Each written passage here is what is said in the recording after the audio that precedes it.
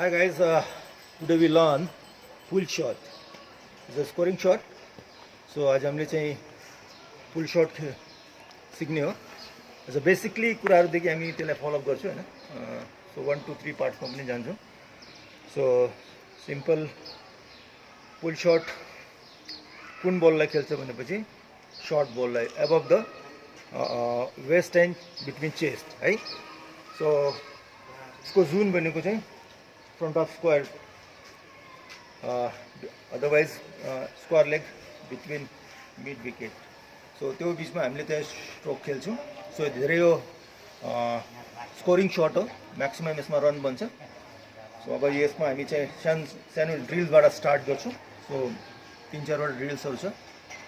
So तपाईहरुले जति यसलाई प्र्याक्टिस गर्यो त्यति तपाईहरुको लागि राम्रो छ.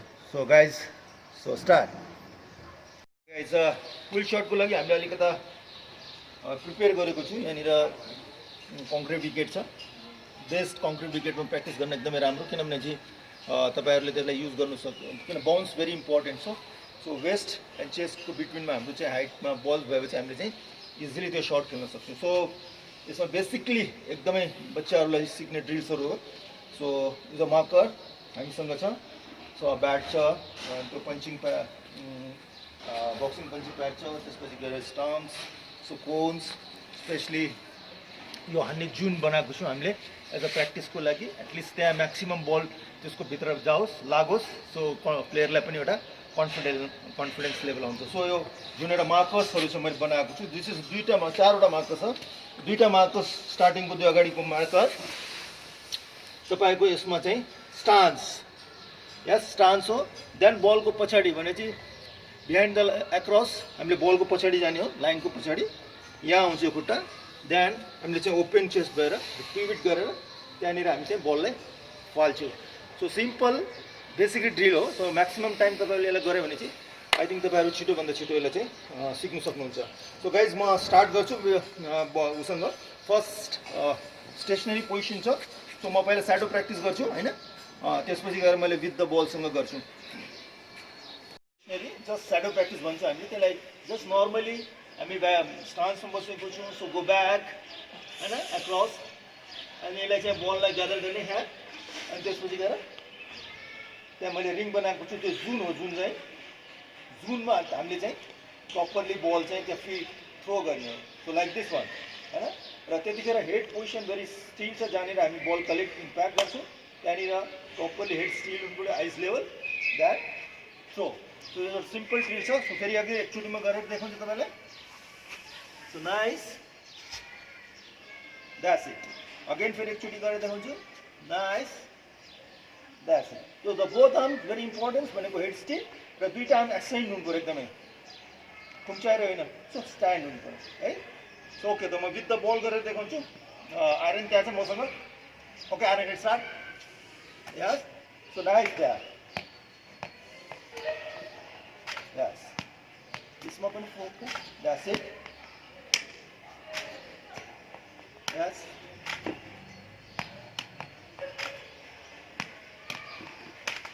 स्टेसनरी पोजिसनमा छ.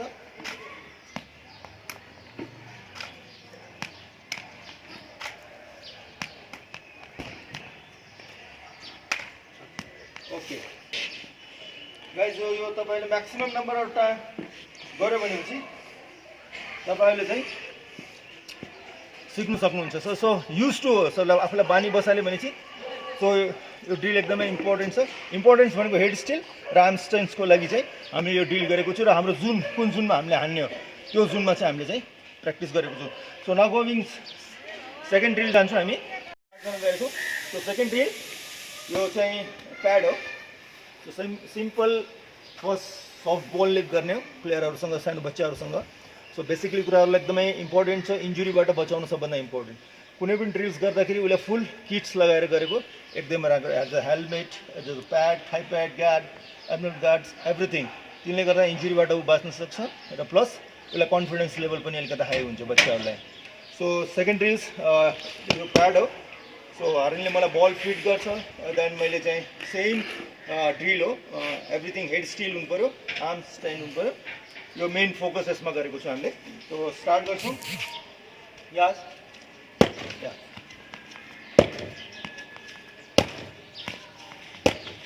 Hand level. Yeah.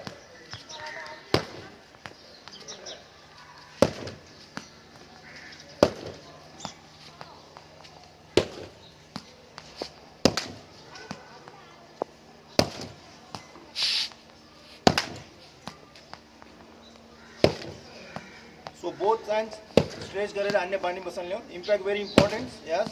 So good. So more than times 100 times 200 500 times तपाईले यसलाई ड्रिङ गरेर त्यो युज टु हुन्छ.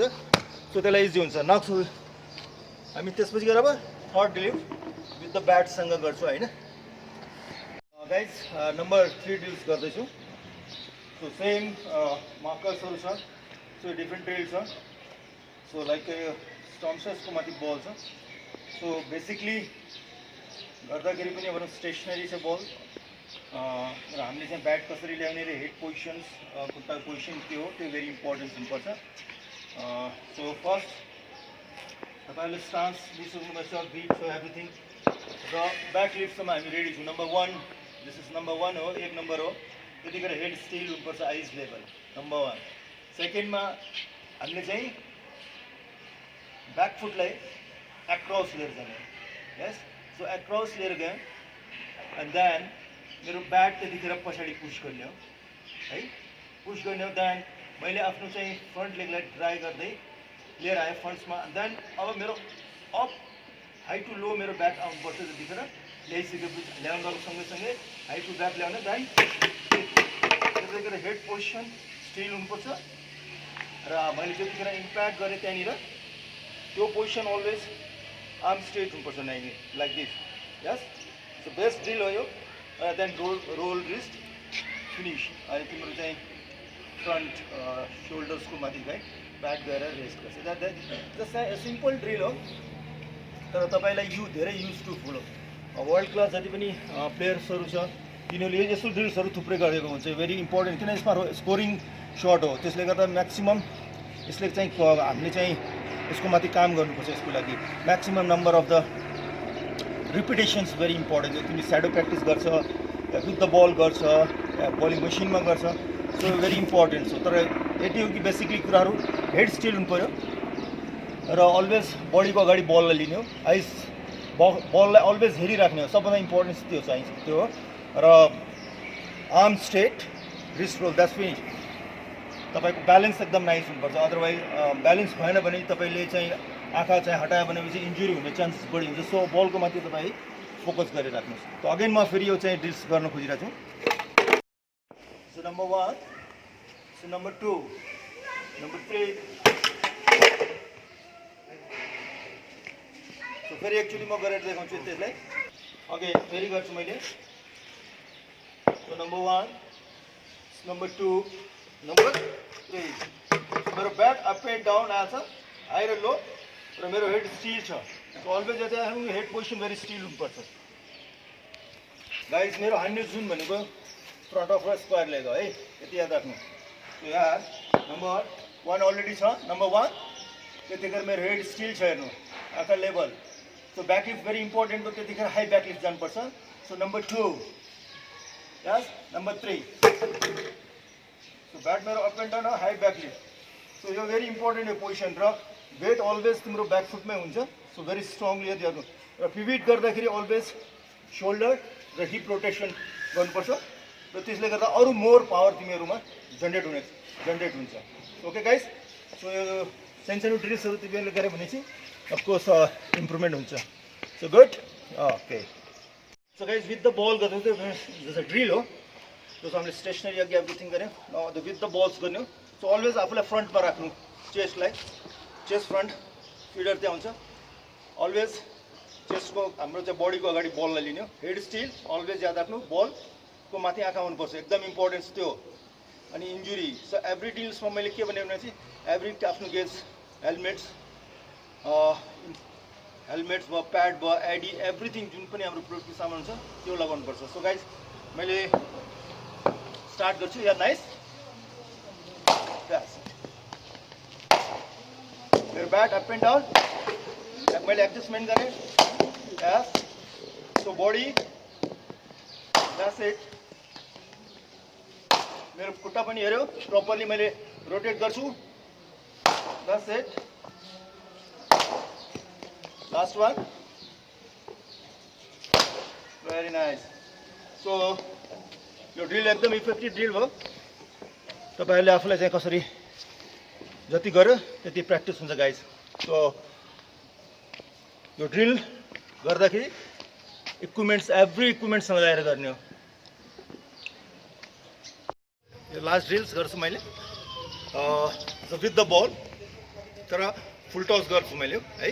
त्यसपछि गएर हामीले त्यसलाई भेरिएसनमा तपाईँले विथ द बलरसँग गर्नुहुन्छ या बलिङ मेसिनसँग होइन. सो त्यो इम्प्रुभमेन्ट हुन्छ. आफूले जति जति तपाईँले सिक्दै जानुहुन्छ त्यति त्यति आफूले चाहिँ अलिकता टफनेस गर्न जानुहोस्. सो तपाईँलाई इजी हुन्छ म्याचमा खेल्नको लागि र तपाईँले राम्रो स्कोर गर्न सक्नुहुन्छ भन्ने म विश्वास दिन्छु. ओके आर्यन फुल टस है, वेस्ट चाहिँ चेस्ट लेभलमा. सो अलवेज याद राख्नु मैले सबै एभ्रिथिङमा रेडी छु. नम्बर 1 मा मैले एडजस्ट गरेँ. सो आफूलाई एडजस्ट गरेर मैले हान्ने तर त्यहीँ हाने. सो पहिला चाहिँ आफूलाई एडजस्टमेन्ट भेरी इम्पोर्टेन्ट गाइस. सर्ट होइन एभ्रिथिङ मेरो मुभमेन्ट छ. मैले हान्ने ठाउँमा हानेको छु. मेरो हेड त्यतिखेर स्टिल पोजिसन थियो, आँखा लेभलमा थियो र मैले चाहिँ आफूलाई हिप रोटेसन छिटो गरेँ, पिभिट गरेँ. सो पावर पनि जनरेट भयो त्यहाँनिर र मेरो इम्प्याक्ट गर्दाखेरि यहाँनिर मेरो आर्म चाहिँ स्ट्यान्ड थियो, स्ट्रेट थियो. सो त्यो भेरी इम्पोर्टेन्ट.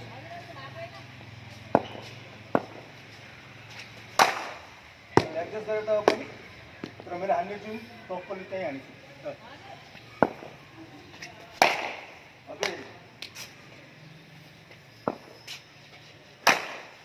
एडजस्टमेन्ट यसमा डिफ्रेन्ट छ. अलिक स्लो बलर, स्पिन बलर भन्छु र फास्ट बलर. फास्ट विकेटमा छ तपाईँलाई टाइम पछाडि पाउँदैन. सो फ्रन्ट फुटमा तपाईँले हान्नु सबभन्दा बेस्ट. म देखाइदिन्छु फ्रन्ट फुटमा हान्नु.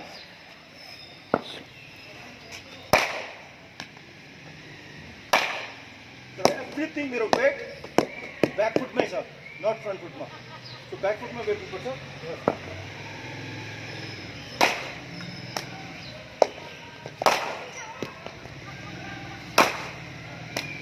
So always head still, right?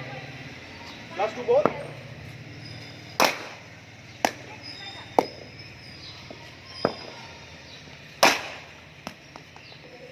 Okay guys. So good. So everything मैले यही पोजिसनमा हानेको थिएँ. एभ्रिथिङ यहाँ square leg front of my square लेगमा हानेको अगाडि. सो तपाईँले पनि सक्नुहुन्छ हान्नको लागि. तर इम्पोर्टेन्स बेसिकली कुराहरू. So always selection of the ball, short ball all call, जो कि above the waist, between chest, त्यो हाइटमा लिने हो. र सेकेन्ड नम्बर हान्दाखेरि हेड स्टिल आइज लेभल हुनु पऱ्यो र तिम्रो जो तपाईँको जो ब्याक फुट छ. So back foot always back and cross जानु पऱ्यो. त्यतिखेर जब इम्प्याक्ट गर्छौँ हामी अलवेज मेरो बोथ आर्म स्ट्रेच हुनु पऱ्यो. करेक्ट. नाउ हानिसकेपछि रिस्ट रोल गर्ने हो. रिस्ट रोल गर्दा तपाईँको वेस्ट भेरी इम्पोर्टेन्ट हो. तपाईँले सोल्डर घुमायो भने तपाईँको रोस्ट खुल्छ होइन, वेस्ट खुल्छ. र पिभिटिङ लास्टमा तपाईँको पिभिटिङ भेरी इम्पोर्टेन्ट हो, जसको तपाईँको पावर जेनेरेट त्यहाँ हुन्छ. तर इम्पोर्टेन्स फोकस भेरी इम्पोर्टेन्ट हो र हेड चाहिँ स्टिल हुनु पऱ्यो guys. So thank you very much. So good luck.